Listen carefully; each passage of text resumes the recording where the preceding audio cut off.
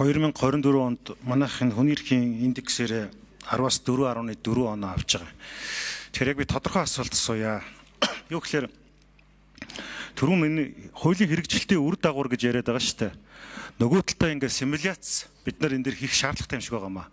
Жишээлбэл энэ хүний эрхийн индекс унжаагаатай холбогдуулаад улс төрийн эрхээ эдлэх буюу үзэл бодлоо чөлөөтэй илэрхийлэх, эвэлдэн нэгдэх, шагсаал цуглаан хийх эрх чөлөө хомигдмал байдал нь өөрөө энэ индексийг унахад хичнээн одоо коэффициент хамаарат байгаа юм бэ гэж.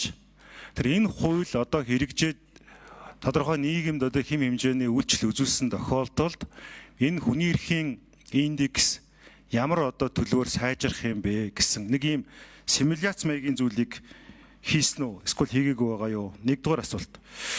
За хоёрдугаарт нь хэм бол яг 24 оны 4 сарын 22 буюу яг 1 жил буюу 365 хоногийн өмнө энэ хуулийн төсөл хууль зүйн яамны вебсайтад нийтлэгдээд 11 сарын 22-ны өдөр нь болохоор нэг 60 орчим хүнтэй хилцүүлэг хийсэн гэсэн энэ тайлбар дээр гарч ирж байна л да.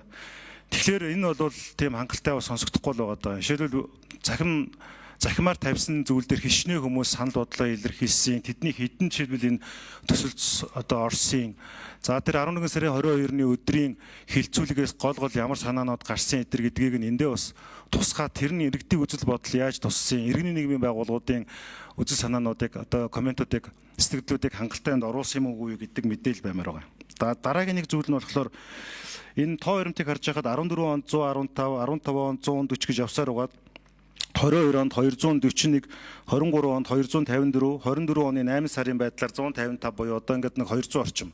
Тэр жилд Монгол улсад нэг 200 орчим, 200 гаруй жагсаал цуглаан болж байгаа юм байна.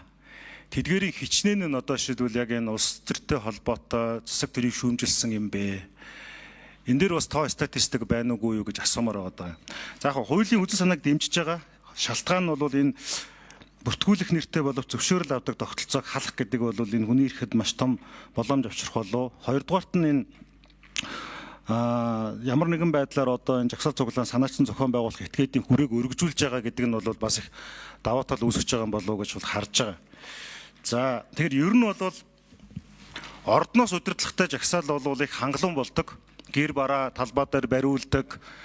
Их одоо депозит хөгжим сайтай болдог шүү дээ. Аяг органикаараа боссон жагсаал сүүлийн жилүүдэд тэр болгон одоо үр дүнд хүрэх одоо энэ засаг төрийн бодлого буруу байгаа дээр одоо яг байнда тусдаг юм их хязгаарлагдсан, говьдаг болсон. Энэ дээр бол сая гişүүд ч гэсэн хэлээд байгаа энэ төлбөртэй жагсаал гэж хэлээд байгаа. Тэгэхээр энэ за Эрдэнэт гишүүний микрофоныг үзээгээд өгье. За энэ дээр болохоор нэг юм давхар стандарт үүслээд байгаа. Жишээлбэл манай улсын хамгийн том албан тушаалыг хасж байгаа хүмүүс шууд хэвлэл мэдээллээр энэ жагсаал бол төлбөртэй жагсаал тэр нар төлбөрийн төлж гэнэ. Сая он давхцах мөчөд гарсан шүү дээ. Хувийн компани нэг санхүүжүүлж гэн, дотоодын цэргийн нэг генерал энийг санхүүжүүлж гэн гэдэг ч юм уу. Ер нь ингэ чинь зөв юм уу? Улс төрчид өөрсөнд нь таалагдсан хийгээд таалагдаагүй жагсаалыг шууд нэр заагаад тэгээ хүмүүсийг шууд одоо айх сэтгэл зүг нь окоунд оруулах хэмжээнд оруулаад тухайн жагсаалын магадгүй ач холбогдолч гэдэг юм уу магадгүй одоо энэ нийгмийн critical minded гэж хэлдэг одоо тэр шүүмжийн сэтгэлгээг хязгаарлах нөхцөлөд үүсчих юм шүү. Энэ зүгээр нэг хүний асуудал биш л дээ. Цаашдаа бол одоо төрийг удирдах байгаа хүмүүс нь гарч ирээл өөр таалагдахгүй байгаа жагсаалуудаа шууд энэ юм байна, тийм байна гэж хүмүүсийг айлгаа явуулдаг чинь зөв юм уугүй юу те. Энэ дээр шилбэл энэ хуулийн зохицуулт байх юм уу? Тэгээд эн чинь хин нэгэн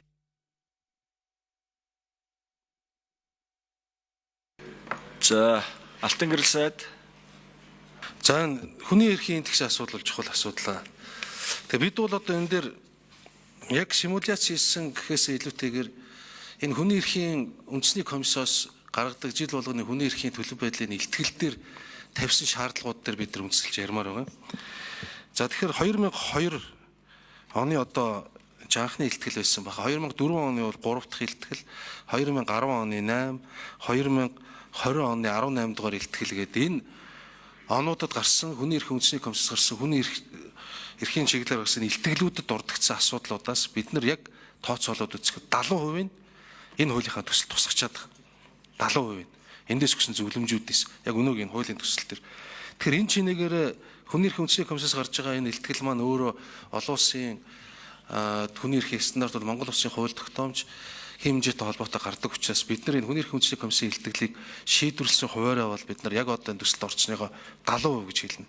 Тэгээ энэ чинээгээр харин зүгээр нийт хүний эрхийн индекс дотор энэ үзэл бодлоо чөлөөтэй эрэлэрхийлэх эрхчлөө тэр дундаас энэ чагсаал цуглааны эрх хэрэгчлөө ямар үнэлгээ аваад яаж гарч байгаатай холбогдуулж нарийн бол бас хэлж чадахгүй байна.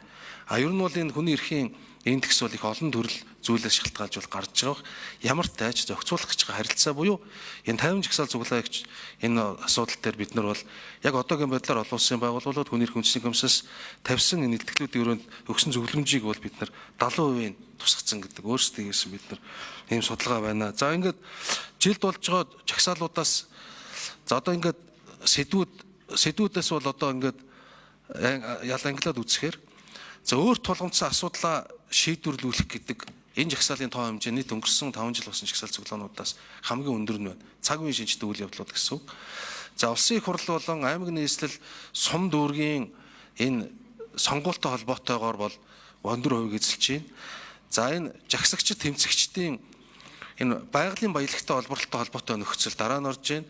За улсын хурлын ээлж чуулганы нээлт хаалтын үеэр нэлээд олон идэвхжил ажиглагдаж байна. За төрийн байгууллага албан тушаалтнаас гаргасан шийдвэрийн талаар засгийн газрын гинтийн шийдвэр тогтоолын талаар гэсэн ийм агуулгуудаар ийм хийцэн судалгаа байна. Танд бас үгүй. За энэ жагсаал цуглааны талаарх яг мэдээллийг яах вэ гэдэг харилцааг энэ хууль дээр ерөөсөө зохицуулаагүй. Гэхдээ бид юу гэж үзэж байгаа вэ гэхээр жагсаал цуглаа хийх эрхийнхээ асуудлыг баталгаажуулаад өгчвөл энэ эрхээ баталгаажуулаад авчвал энэ үйл явдалтай холбоотойгоор оролцож байгаа энэ албан харахтай холбоотой юм уу эсвэл хуучин хуулинд байсан олон хязгаарлалтууд нь байхгүй болоод ирвэл илүү чөлөөтэй үзэл бодлоо илэрхийлээд явах бах. Тэр тухайн жагсаал цуглааныг одоо шудраг байна уу, шудраг ус байна уу, эсвэл зөв буруу юу гэдгийг илэрхийлэх дээр хувь хүний хувьд бол эрх хэрэгчлөө харагдах бах. Харин таны хэлж байгаа агуулгаар төрийн байгууллага албан тушаалтан тэр дундаа төрийн эрх мөрдлөгийн этгээдүүд жагсаал цуглааны талаар албан ёсны гэдэг юм уу энэ байр суурийг яаж илэрхийлэх ёстой юм.